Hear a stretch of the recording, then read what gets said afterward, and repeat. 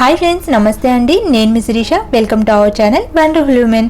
Friends, ఇప్పుడు మీకు మూడు సింపుల్ స్టెప్స్తో చాలా ఈజీగా అందంగా పసుపుతో వినాయకుడిని ఎలా చేసుకోవచ్చో చూపిస్తాను. ఇంతకుముందు మన ఛానల్లో పసుపుతో వినాయకుడిని ఎలా చేసుకోవాలో పోస్ట్ చేసాం. ఆ వీడియోకి చాలా మంచి రెస్పాన్స్ వచ్చింది. కామెంట్ చేసి విష్ చేసి బ్లెస్ చేసిన వాళ్ళందరికీ కూడా చాలా చాలా చాలా థ్యాంక్స్ అండి. మీరు ఇచ్చిన అదే ఇన్స్పిరేషన్తో ఇంకా చాలా ఈజీగా పసుపుతో సింపుల్గా వినాయకుడిని చేసుకోవడం ఇప్పుడు మీకు చూపిస్తాను.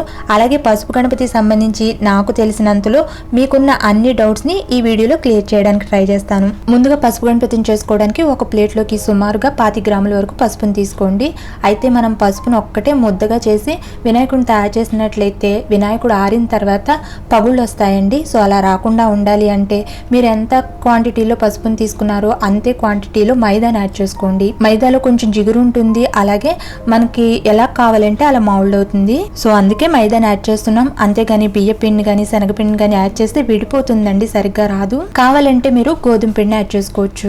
అలాగే మనం ఇక్కడ పసుపు గణపతిని పర్యావరణానికి హాని కలిగించకుండా ఎలాంటి కెమికల్స్ వాడకుండా సాంప్రదాయ పద్ధతిలో క్లేన్ తయారు చేసి చేస్తున్నాం. కాబట్టి గణపతి మూర్తిలో గట్టిదనం కోసం ఇందులో కొంచెం పంచదార పొడిని యాడ్ చేసుకోండి. పంచదారని యాడ్ చేయొద్దు, మళ్ళీ అది కరగదు, చీమలు ఏం పట్టవండి. పసుపు కూడా యాడ్ చేస్తున్నాం కదా దీంట్లో. అలాగే వీటిని అన్నిటిని ఇప్పుడు నీళ్లతో కాకుండా కొంచెం పచ్చిపాలతో కలుపుకోండి. పచ్చిపాలలో కొంచెం జిగురుదనం ఉంటుందండి, అది కాచిన పాలల్లో ఉండదు. అది కాక పచ్చిపాలు శ్రేష్టం కాబట్టి పచ్చిపాలని వాడుకోండి. ఆవు పాలైతే ఇంకా శ్రేష్టం. అలాగే పిండి ముద్దను కలిపేటప్పుడు కూడా బాగా పల్చని కాకుండా కొంచెం గట్టిగానే కలుపుకోండి. మనం ఇక్కడ కొంచెం మైదా యాడ్ చేసాం కాబట్టి నానిన తర్వాత ఇంకొంచెం లూజ్ అయిపోతుందండి. సో దీన్ని కొంచెం గట్టిగానే కలుపుకోవాలి. ఈ విధంగా కలుపుకోండి. ఇలా దీన్ని కలిపేసిన తర్వాత దీని మీద మూత పెట్టి 10-15 నిమిషాల పాటు నానపెట్టుకోండి. అప్పుడు ఇది కొంచెం మెత్తపడి మనకి బొమ్మ ఎలా కావాలంటే అలా మౌల్డ్ అవుతుంది. 10-15 నిమిషాల పాటు పిండి నానపెట్టుకునేటప్పటికి చూడండి కొంచెం మెత్తగా అయింది. చూసారా? పిండిని ఈ విధంగా ఉండేటట్లు చూసుకోండి. అప్పుడే మనం గణపతిని చేసేటప్పుడు పాడవకుండా చక్కగా తీర్చిదిద్దుకోవచ్చు. ఇప్పుడు పిండి ముద్దని మరొకసారి బాగా కలిపేసుకున్న తర్వాత దీన్ని ఇక్కడ చూపిస్తున్న విధంగా ఈ విధంగా చేసుకోండి. మనం పూజలు వ్రతాలప్పుడు చేస్తాం కదా వినాయకుడిని, ఆ విధంగా చేసుకోండి. కాకపోతే కొంచెం పెద్దగా చేసుకోండి అంతే.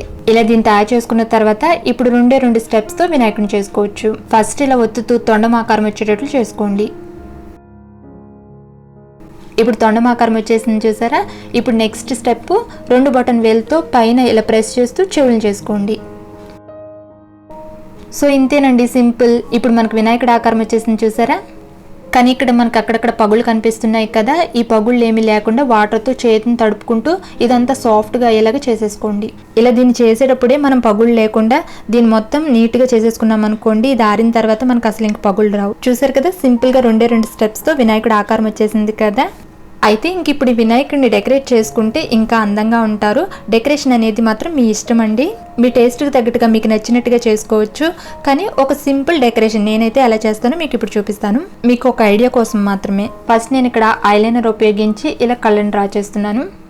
తర్వాత బొట్టు కోసం గంధంలాగా ఉంటుందని ఎల్లో కలర్ పెట్టి దాని మీద కుంకుమలాగా రెడ్ కలర్ పెడుతున్నాను. ఈ 2 కూడా బొట్టుకు ఉపయోగిస్తాం కదా, ఆ కలర్స్ అండి. తర్వాత ఈ బొట్టు కలర్స్లోనే రెడ్ వైట్ కలర్స్ తోటి తొండాన్ని ఈ విధంగా డెకరేట్ చేస్తున్నా. ఇప్పుడు ఒక చిన్న కిరీటాన్ని పెడుతున్నాను. ఇవి చెవి కమ్మలండి, ఇయర్ స్టడ్స్. వీటితో చెవుల్ని ఈ విధంగా డెకరేట్ చేస్తున్నా. ఇంతేనండి, ఇలా నేను సింపుల్గా రెడీ చేసేసాను. బుజ్జి గణపయ్య చాలా అందంగా ఉన్నాడు కదా. మరైతే వినాయకుడిని తయారు చేసాం, మూషిక వాహనాన్ని తయారు చేసుకోకపోతే ఎలాగా? సో ఎలకను కూడా తయారు చేసుకుందాం. సింపుల్గా ఎలా తయారు చేసుకోవాలి చూపిస్తాను, ఇక్కడ చూసేయండి. ఎలకను చూడండి, ఇలా సింపుల్గా చేసేసాను అంతే. నేను ఇలా చాలా సింపుల్గా వినాయకుడిని డెకరేట్ చేశాను. అయినా కూడా బుజ్జి గణపయ్య చాలా అందంగా ఉన్నాడు కదా. ఫ్రెండ్స్, మరి చూసారు కదా, ఇలా పసుపుతో వినాయకుడిని చాలా సింపుల్గా తయారు చేసేసుకోవచ్చు. మీకు ఈ విధానం కనుక నచ్చినట్లయితే ఇకపై మీ ఇంట్లో జరిగే ఏ శుభకార్యానికైనా వీలైతే ఇలా చేసి చూడండి. ఇదే పద్ధతిలో వేరే విధంగా మన ఛానల్లో పోస్ట్ చేసిన పసుపు గణపతిని మీరు ఇప్పటి వరకు చూస్తుండకపోతే దానికి సంబంధించిన వీడియో లింక్ ని ఈ వీడియో కింద ఉన్న డిస్క్రిప్షన్ లోను అలాగే పైన ఐ బటన్ లోనే ఇస్తాను, చూడండి. ఈ పద్ధతిలో చేసుకున్న పసుపు గణపతి ఎన్ని రోజులైనా కూడా, అంటే దాదాపు 4 రోజులైనా కూడా స్మెల్ రాకుండా పగులు రాకుండా ఉంటుందండి. ఆరిన తర్వాత ఇది గట్టిగా బొమ్మలా అయిపోతుంది అంతే. అలాగే చాలా మంది అడుగుతున్నారు కదా, ఇలా పసుపుతో చేసిన గణపతిని ఎలా నిమజ్జనం చేయాలని చెప్పి. మట్టి గణపతిని నిమజ్జనం చేస్తాం కదా, సేమ్ అలాగే దీన్ని కూడా నిమజ్జనం చేయొచ్చు. లేదంటే ఇంట్లోనే కొంచెం వాటర్ లో నిమజ్జనం చేసి ఆ వాటర్ ని అపవిత్రం కాకుండా పచ్చటి మొక్కల్లో అయినా పోయొచ్చు. ఫ్రెండ్స్, మరి మీకు ఈ వీడియో నచ్చింది అనుకుంటే ఈ వీడియోకి ఒక లైక్ ఇవ్వండి. మీ ఫ్రెండ్స్ అండ్ ఫ్యామిలీకి కూడా షేర్ చేయండి. మీకు ఎలా అనిపించిందో మీ అభిప్రాయాన్ని తప్పకుండా నాకు కామెంట్ లో కూడా చెప్తారు కదా. అలాగే ఈ ఛానల్ ని సబ్స్క్రైబ్ కూడా చేయగలరు. Thank you for watching this video. By by.